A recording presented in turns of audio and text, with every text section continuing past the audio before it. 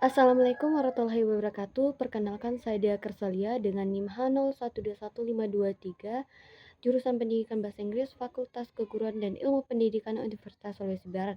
Pada video kali ini saya akan menjelaskan rekomendasi mata kuliah Profesi Kependidikan yang telah saya terapkan selama kegiatan asistensi mengajar, di mana mata kuliah Profesi Kependidikan merupakan mata kuliah yang membekali mahasiswa dengan pemahaman mengenai hakikat profesi guru, peran pendidikan dalam sistem pendidikan, serta nilai-nilai profesional yang harus dilakukan oleh seorang calon pendidik, di mana mata kuliah ini menjadi landasan penting dalam membentuk sikap, pengetahuan, dan keterampilan profesional yang dibutuhkan dalam praktik pendidikan di sekolah. Secara umum, profesi pendidikan dapat didefinisikan sebagai bidang pekerjaan profesional yang berkaitan dengan penyelenggaraan pendidikan dan pembelajaran yang menuntut kompetensi khusus dan tanggung jawab moral serta komitmen terhadap pengembangan peserta didik. Profesi kependidikan tidak hanya terbatas pada kegiatan mengajar di kelas, tetapi juga mencakup perencanaan pembelajaran, pembinaan peserta didik, evaluasi hasil belajar, serta keterlibatan dalam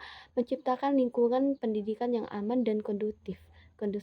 Nah, oleh karena itu, guru sebagai pelaku profesi kependidikan memiliki peran strategis dalam membentuk kualitas sumber daya manusia. Dalam mata kuliah Profesi Kependidikan, terdapat beberapa bahan kajian utama yang menjadi dasar pemahaman saya selama asistensi mengajar. Salah satunya adalah konsep manusia dan pendidikan yang memandang peserta didik sebagai individu yang unik, memiliki potensi serta latar belakang yang berbeda-beda.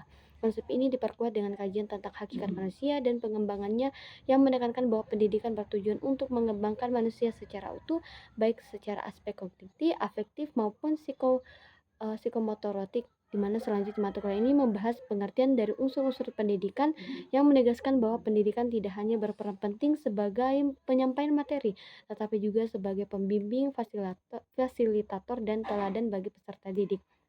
Nah, hal ini dilengkapi dengan pemahaman tentang landasan dan asas pendidikan yang menjadi pedoman agar proses pendidikan berjalan sesuai dengan nilai kemanusiaan, keilmuan, dan sosial. Selain itu, kajian mengenai lingkungan pendidikan, baik lingkungan keluarga, sekolah, maupun masyarakat, membantu saya memahami bahwa proses pendidikan dipengaruhi oleh berbagai faktor yang saling berkaitan.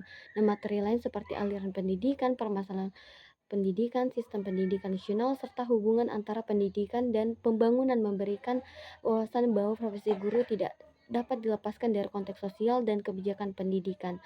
Guru dituntut bersikap adaptif, kritis, dan profesional dalam menghadapi berbagai tantangan pendidikan di lapangan. Nah, di mana seluruh pemahaman tersebut berkaitan dengan langsung dengan capaian pembelajaran atau CPL. Pertama, mata kuliah profesi kependidikan membantu saya memahami bagaimana penguasaan konsep kebahasan harus diterapkan secara tepat sesuai dengan karakteristik peserta didik.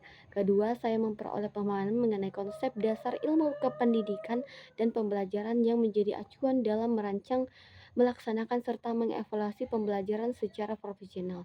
Sementara itu, ketiga adalah mata kuliah ini membentuk pola pikir keilmuan profesional dalam mengelola pembelajaran bahasa Inggris di satuan pendidikan dasar atau menengah. Selama asistensi mengajar, penerapan mata kuliah ini profesi kependidikan sangat terasa praktis, nyata di kelas, di mana saya belajar melakukan observasi terhadap karakteristik siswa, seperti perbedaan gaya belajar, tingkat motivasi, serta kondisi psikologis peserta didik.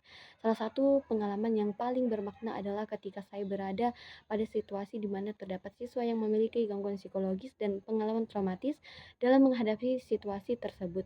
Saya tidak memposisikan diri hanya sebagai pengajar materi, tetapi sebagai pendidik yang memahami hakikat manusia dalam pendidikan. Berdasarkan pemahaman ini, saya menerapkan pendekatan yang lebih empatik dan manusiawi dengan membangun komunikasi yang aman, tidak memaksa siswa dan untuk aktif secara berlebihan, serta memberikan ruang belajar yang nyaman mendukung kondisi psikologisnya.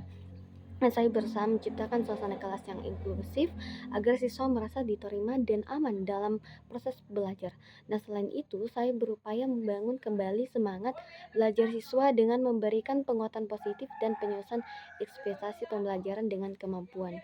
Mungkin sekian dari saya. Wassalamualaikum warahmatullahi wabarakatuh.